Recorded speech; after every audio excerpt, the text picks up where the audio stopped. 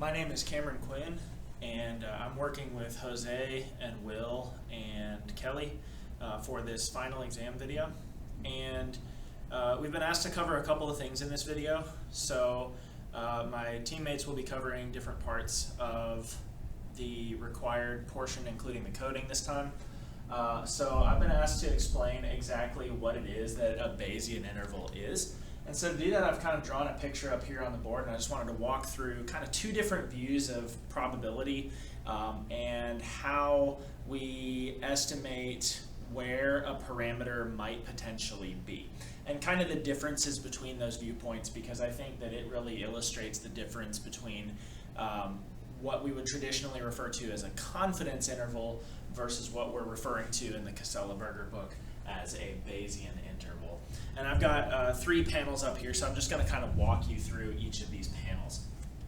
So the first one, we kind of want to put this into like a frame of reference, and we're just saying that theta is some parameter for some population that we're attempting to make an estimate for.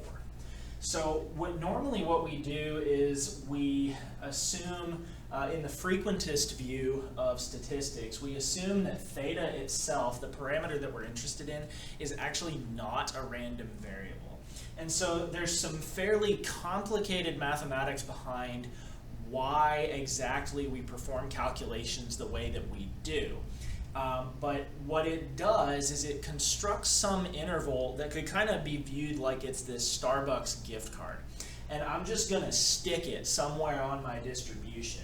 You know, maybe my interval is here, or maybe my interval is further over, or maybe it's further over that particular direction. But the point is that there's 2 little sort of like fence posts that I've put up here in this dotted yellow line.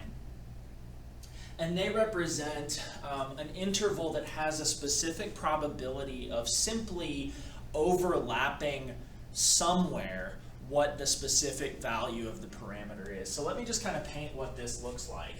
In this viewpoint, theta is a parameter that we're trying to estimate, but once we've started doing our calculations, theta is fixed. So we don't know where in this distribution it is, but it's somewhere.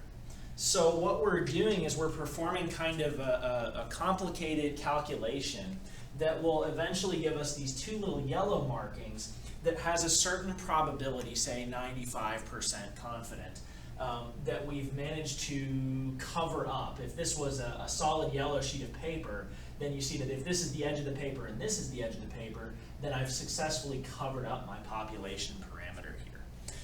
It is worth noting that it is possible for the population parameter to be in the tails, but that's typically a very small probability. Another thing that was really interesting to me when I was researching the frequentist viewpoint for the Bayesian interval is that, at least to me, the numbers that we choose for confidence levels seem extremely arbitrary. So for example, we have the 95%, which kind of goes back to our empirical rule that you learn in maybe like an elementary statistics course, where it's 2 standard deviations away from the mean on a normal distribution, and it's just kind of like an arbitrary point, like an arbitrary choice. And what was interesting to me is that actually in historically speaking, that cutoff point used to be 89% as well. So that was just kind of a fun fact.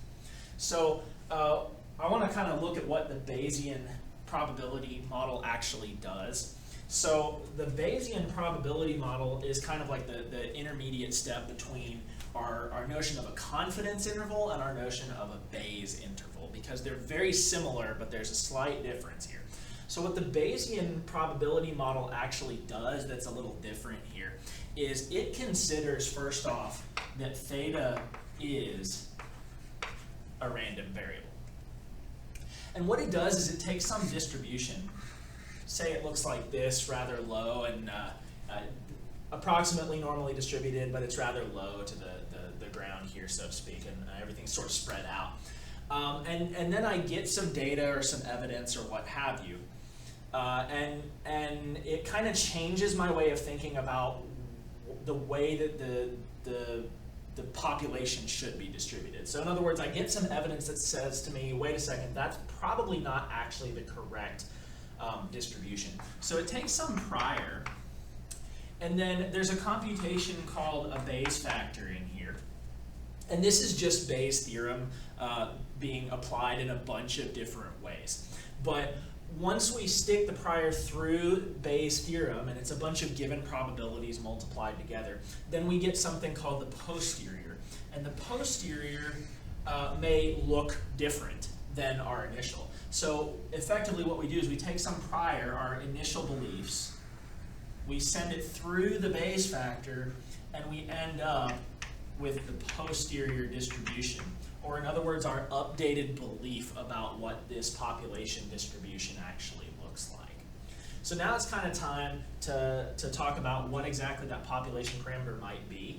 So remember, we have this blue theta just kind of floating around somewhere in this distribution. That's important.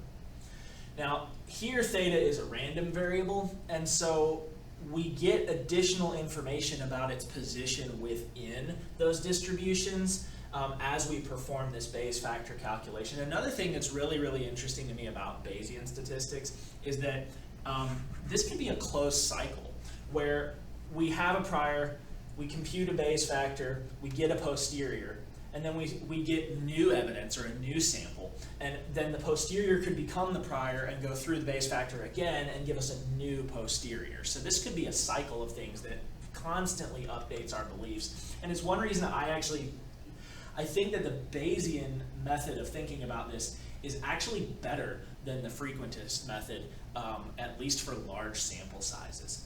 So then we have our Bayesian interval, which is kind of the whole point here. So it's almost the exact same thing as the frequentist model, where effectively what we're doing is we're sticking some fence post on here, like that. But here, the difference is that instead of having a likelihood of simply covering up our parameter, effectively what we're doing is we're trying to come up with an interval that has the highest probability, the highest likelihood of actually having theta, our random variable, within it. So the thing that's interesting, the difference is that the Bayesian interval is actually capable of telling us a little bit more information about the exact position of theta than the frequentist model is. So frequentist, the kind of elementary statistics way of doing things, it's just likely that we cover this somewhere. So we say, oh, we're 95% confident that theta's somewhere in that. But that could be a very, very large range of numbers. With Bayesian, since we're able to do this kind of updating business over and over and over again, we can actually kind of narrow in on where that theta value actually is. And that's what the interval represents, is it's an increasingly accurate estimation of where that population parameter might be. And so they've given this really cool visualization of it, and I believe they called it a credible interval in the Casella-Berger book that I just wanted to show because this is really kind of like the thing in the book that made me understand what was happening here. And they've shown that effectively you have all these little credible intervals that they've stacked up where we're doing a 90%, and I don't know if the camera can actually see this very well, but we have all these little credible intervals here that are sort of stacked on top of each other, and effectively the dashed lines are the credible intervals and the solid lines are the confidence intervals. And so you see that they're very, very close to the same thing, but that the credible intervals in every single case here are actually narrower than the confidence interval. And for the most part, we want that interval to be narrower because if I tell you that I'm thinking of a number between 0 and 100, that's a very large range of numbers to guess from. But if you were able to narrow in where my choice was to say between 20 and 80, you'd have a much higher likelihood of guessing my choice right. So we want that interval to be narrow. And that's just kind of a natural thing to think about. Now, one other thing that's worth mentioning is that the specific interval is significantly easier to calculate than something like this. The mathematics behind the frequentist model is actually relatively difficult. But once you have a certain posterior distribution that we call pi of theta given x, all you have to do to calculate the probability that our parameter is within our credible set that we call A is integrate over our support the posterior distribution of theta given x with respect to theta. And there you have it, there's a credible interval. So it's actually, in my personal opinion, easier than the frequentist version.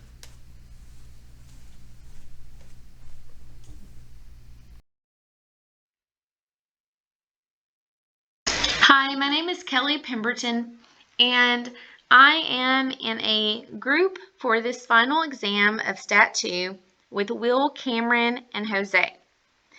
And I am going to be going over the coding of the Bayesian interval and what the plots look like with that. Cameron just did a great job explaining what the Bayesian interval actually was. And so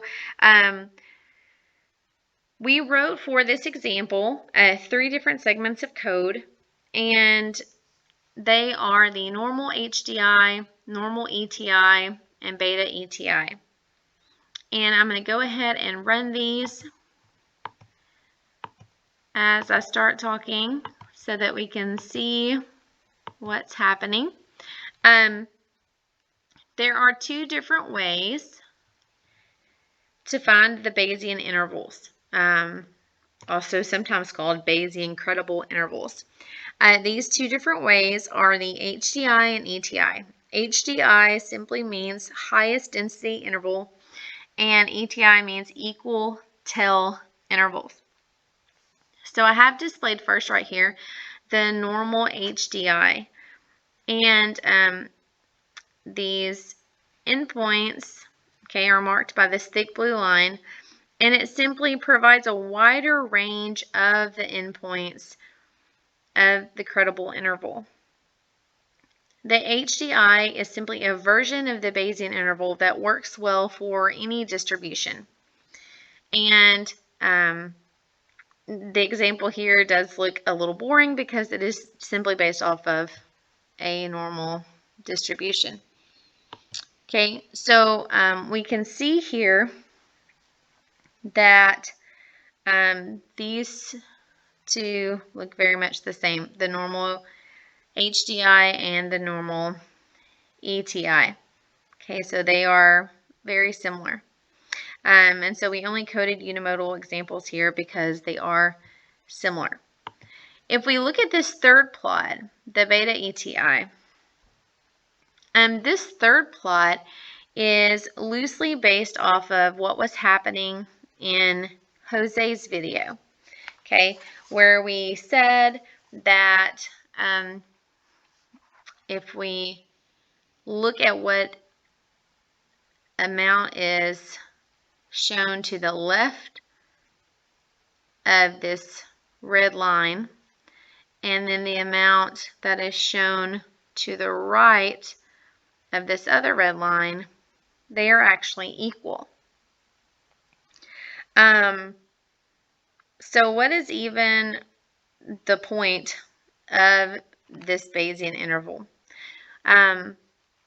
Just to recap so you can see from what Cameron said, we apply this Bayes factor and use a